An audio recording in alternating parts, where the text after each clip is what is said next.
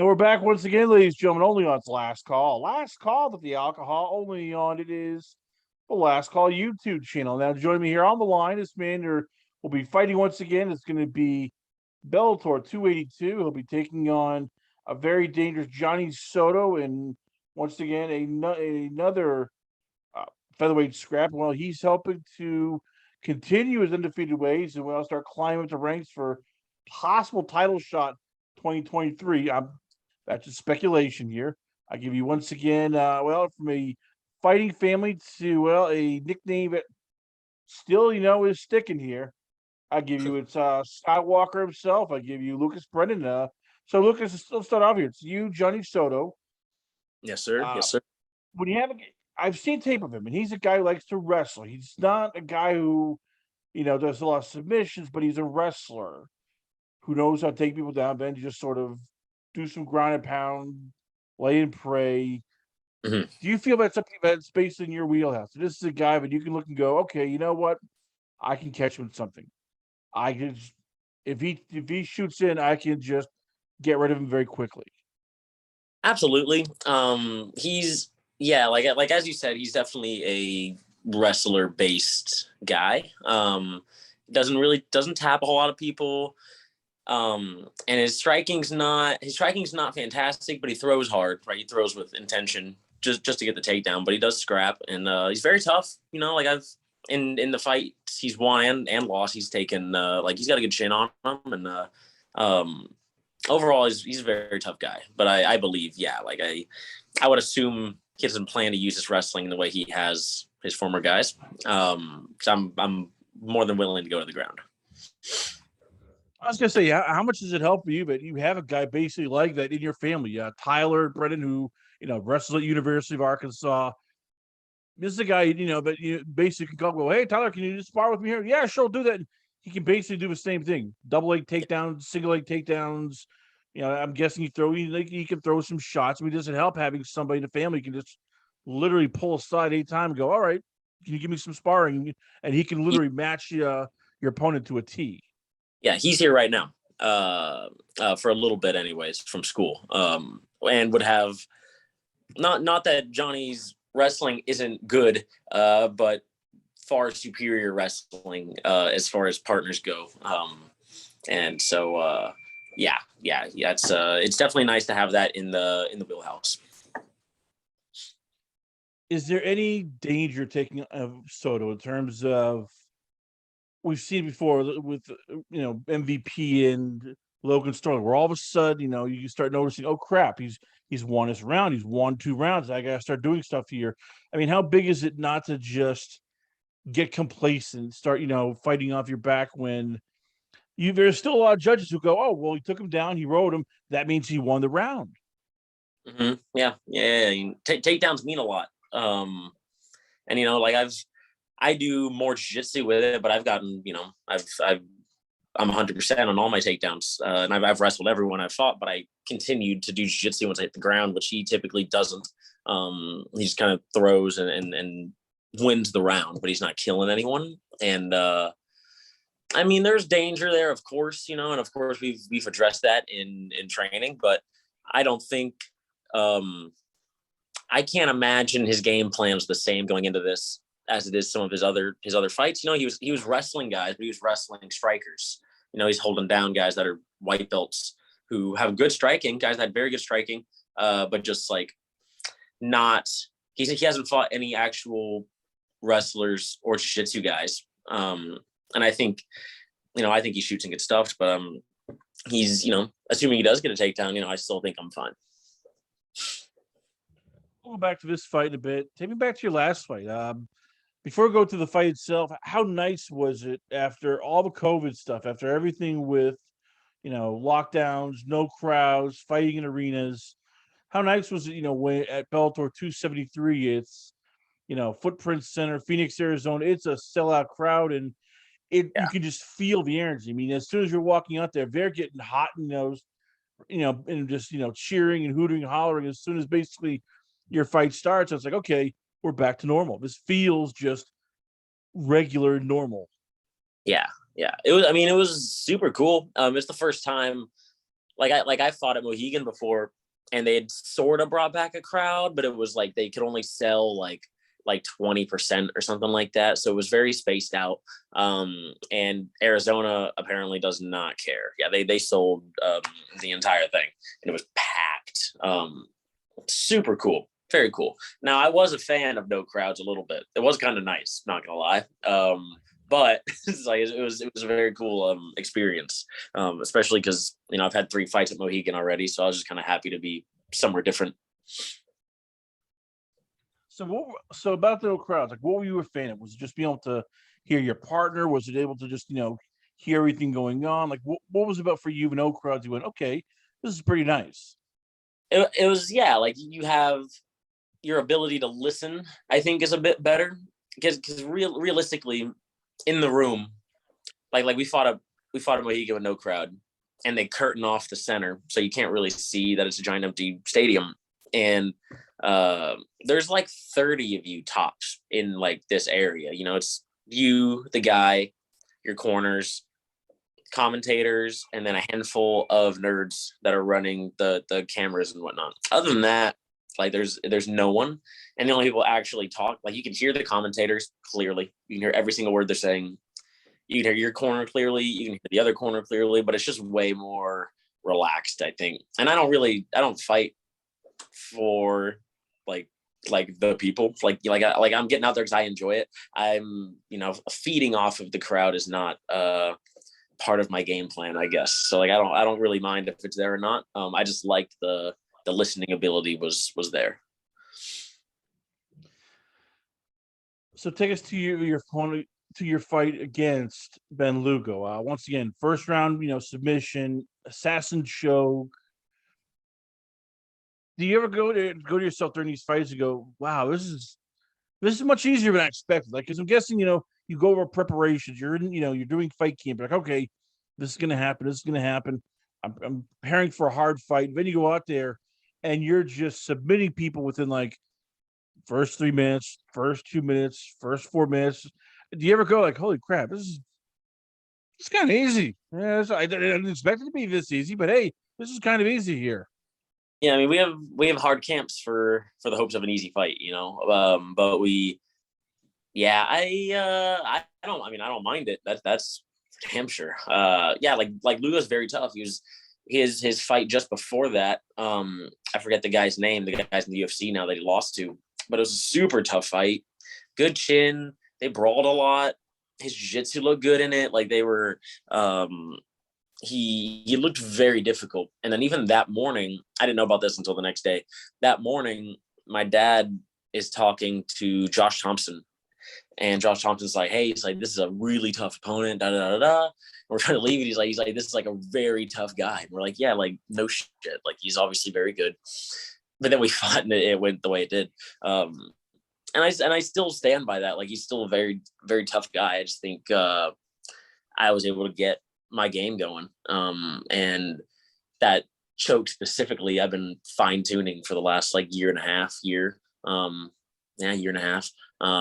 And like there's a whole lot of stuff from there that I haven't really been able to showcase, but just like it's nice. It's nice to be able to have fights like with guys like that are very tough and are very durable, and just kind of like just get it done and come out relatively unharmed. I'm looking at this here, and I apologize. I'm putting the audio up. I'm going to turn it off here. I'd say it's a tough choke because you basically, he's rolling around and you're trying to get, how tough is it basically, sinking it in when he's moving about, he's rolling through. It's basically like you're trying to get him in that perfect position and then all of a sudden stop rolling here. How much time do you work on that? And how tough is it literally to get a guy to go, okay, I need you to move this way, but I don't want to telegraph you. I want you to move this way.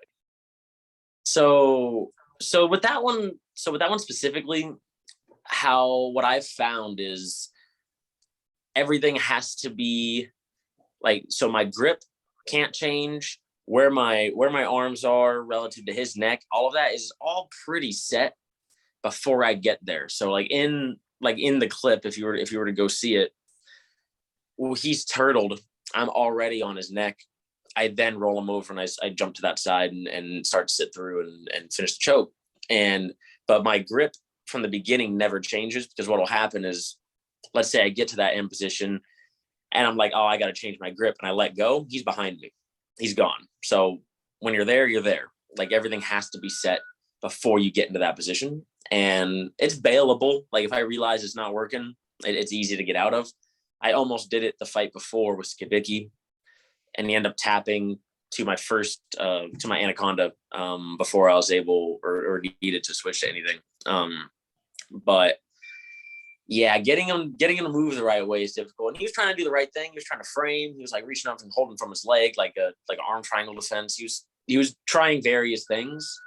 I could feel that he wasn't going anywhere. And his squirming was a lot, but it watered down to him, being stuck there on his back. And so it was, I don't know.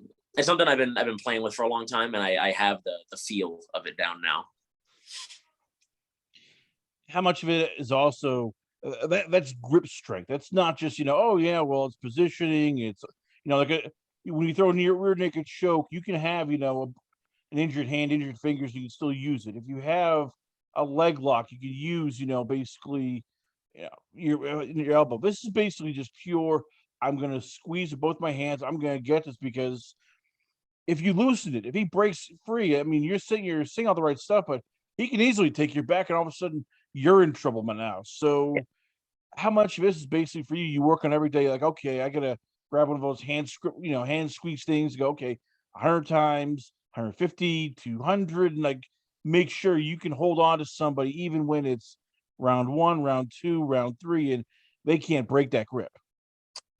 My strength testing of it is doing it live. Like, I do it to guys my size here every day, or I'll roll with some of our brown belts that are 240, and I'll do it to them. And so you have to test the limits of it.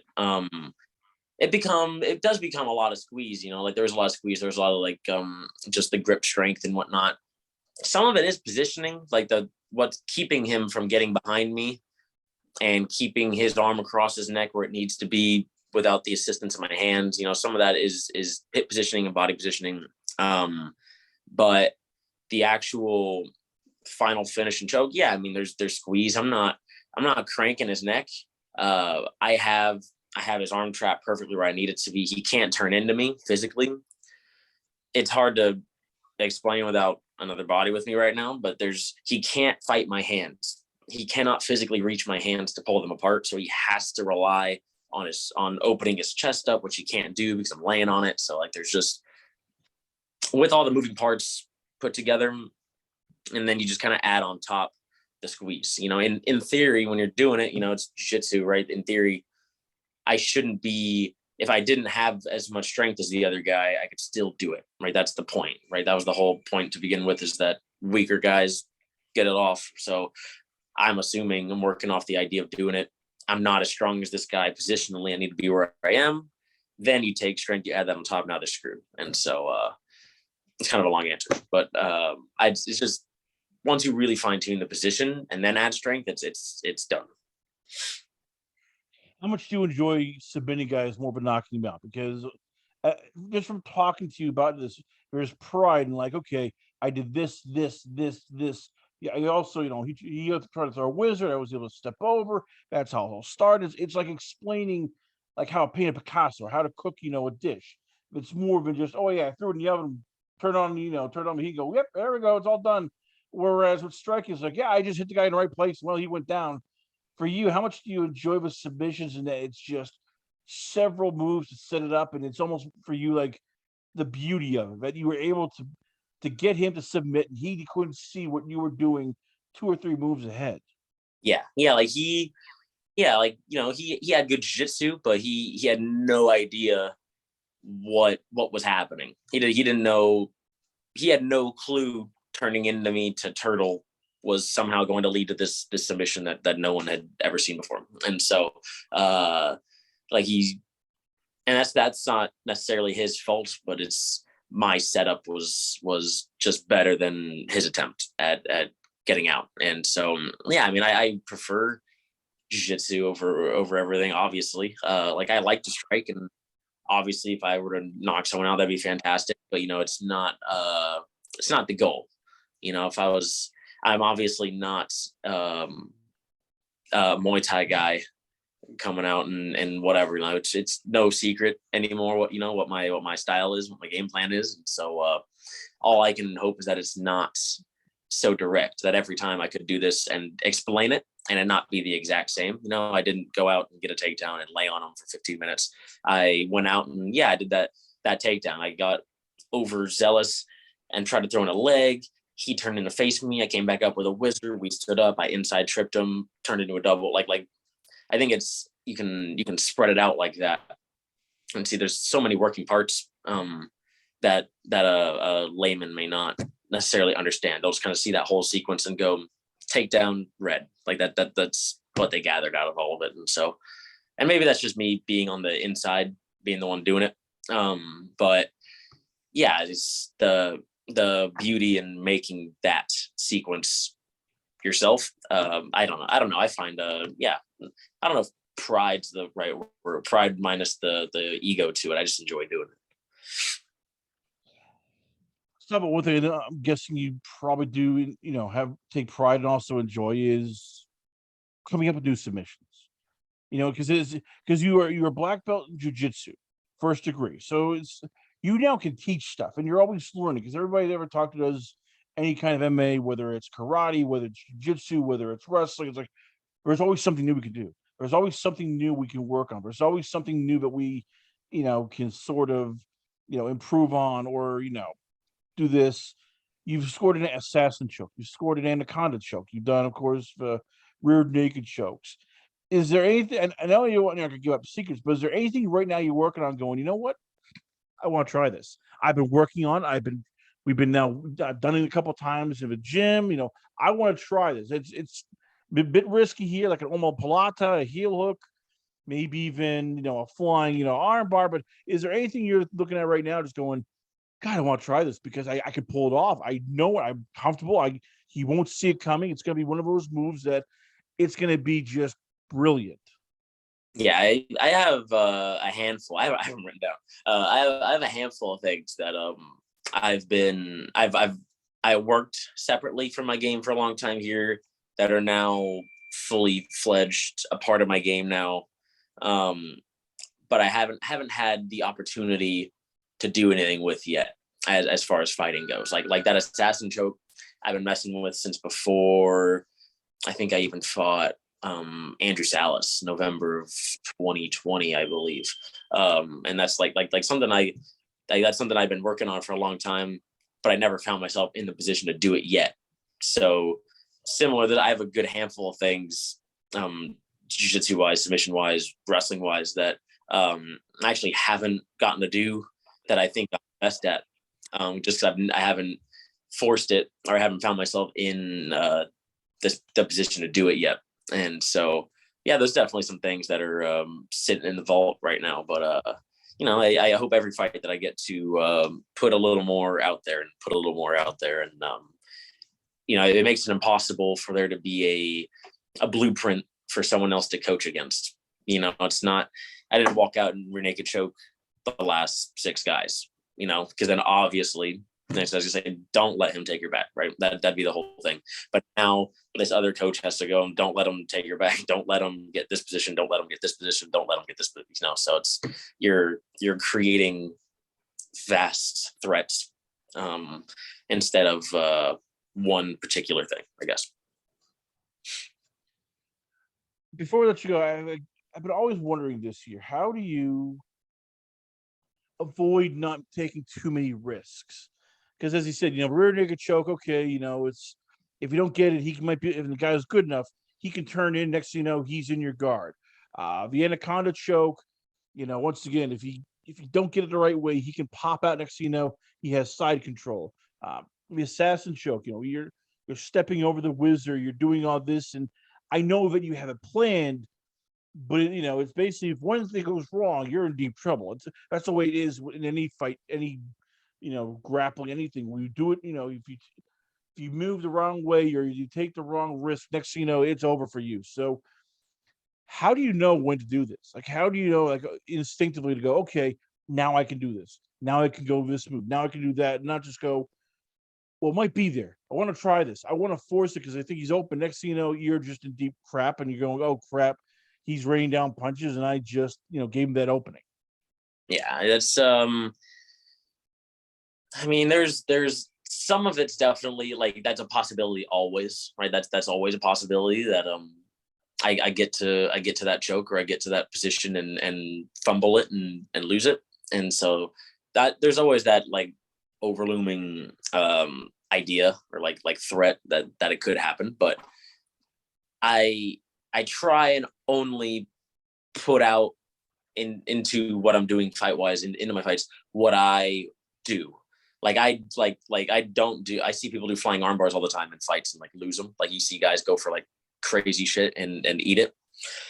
I don't try it because I don't do it. Like I don't do it here, so I'm not gonna do it there. Even if it looks like it could be there, or like if I'm goofing off here, I'll do like an Imanari roll because I think it's like, I'll try this heel hook. But if I were to go out in a fight right now, I would never roll for a heel hook in my life, right? I think about it right now, and I envision myself getting head kicked halfway through the roll towards his leg, right? Like I just know that that's not going to happen, and so I try and only put all of my confidence, not necessarily all my confidence, all of my intent into things that I am confident I can do. And that's why like everyone that I train with knows every choke I've done is something I'm gonna do tonight. I'm gonna do here in 20 minutes. Like I do these things practically daily. And so they know watching it even that like, oh, that must be tight. Right. Like I'm not going to roll for anything ever. I'm not going to die for anything ever that I don't believe I have control of. And that's, I think what happens with that concept or that way of thinking is you end up with guys like Askren, who is a like phenomenal wrestler. But I think he got so caught up in the, what if they get out of this submission thing, where he just decided to sit in your guard and hold you. He's like, well, they can't get out if I don't let them get out. And you would just sit there and just hold them and not do anything. So I think that's like the far end of that spectrum, where I try to keep that mindset. Like they can't possibly get out of these things, but I want to continue to, I want to continue to work. I want to continue to advance. If I land in his guard, I need to pass his guard, right? I took down Ben Lugo. I landed right in his guard, immediately was half guard, immediately was side control, immediately turtle submission, right? Everything is advancement. And I'm not trying something, that I saw on YouTube. I'm not winging out things I possibly know. Like I'm a first degree black belt and I'm familiar with, damn near a lot of things as far as like different styles, right? There's all the sport jiu-jitsus, all the exotic guards and all the leg lock setups and every name you want to use for them and all that. But there's no reason for me to put out something that I don't believe is 100%. Whereas it's like, I believe if I'm around your neck, it's 100% and I'm willing to commit to it. But sorry, this is a long answer. No, I said people love enjoying this. You're learning stuff. So if you want to drop knowledge on us, hey, drop knowledge on us. On the flip side of that, similarly, I fought Andrew Salas. I got a takedown. He turned into me. I jumped on his neck for an anaconda, and I immediately realized I wasn't going to get that. And I just let go. Like I didn't even try and give it a squeeze. Like I knew wrapping his neck, and I just knew innately the way his neck felt in the bend of my arms. Like this is not going to work. Like this guy's built 4 feet by 4 feet brick house. I was like, I'm not getting around this. So never mind. And I just let go of it. And I just never tried it again. I never even looked at it again because I was like, know what? No, it's not worth the energy. Whereas like Skibicki, I grabbed that anaconda in the air. None of my feet were touching the ground. I was on him. And, but I knew from that point that since I was on his neck and I felt it, I was like, I got it. Like once I get myself into a position where in case it doesn't work, I can bail safely. I'm safe and I can get the submission. And just like having confidence in what you're doing, having confidence in what you're doing and having a fail safe, right? I went for a reverse triangle on Andrew Salas, and instead of ending up on bottom and getting my face beat in, right, I immediately was back into knee on belly. I was back on top. So it's just, you have to be able to commit to the things you like and have the ability to get out, as opposed to like rolling, like being like Ryan Hall, right? He has fantastic leg locks. His last fight, he rolled for so many leg locks and got knocked out, right, from rolling for leg locks. So commitment to what you're doing, but there's safety. Gauge your distance, and I don't know. I want to win the round still. I just want to be less boring, you know. There you have it, ladies and gentlemen. Once again, we have it's Skywalker himself. I give you Lucas Brennan. Lucas, before I let you go, so where can the fans check you out at? Where is the Twitter page, Instagram, the website, and who will be the sponsors coming up for you on this fight coming up once again, only on Showtime? Social media, I just have as of right now, I just have Facebook under my name, and then Instagram, which is just Lucas Brennan MMA. And that's my social media for that. I have some big sponsors for this one. I got Icon Meals, Lions Not Sheep. I got a handful of other good sponsors that I'll be keeping tagged in everything I'm doing. Icon Meals, right, the current meal sponsor for the UFC, and so yeah. Social media wise, that's all covered. Not too far around on the interwebs. I got my 2 pages. Lucas Brennan, ladies and gentlemen, once again, always on a pleasure having a show. He'll be fighting once again. It's going to be on Bellator 282, June 24th. Check a time of local listings for details. We come back. We got a lot more going on here, only on Last Call. Last Call with the alcohol, only on it is the Last Call YouTube channel.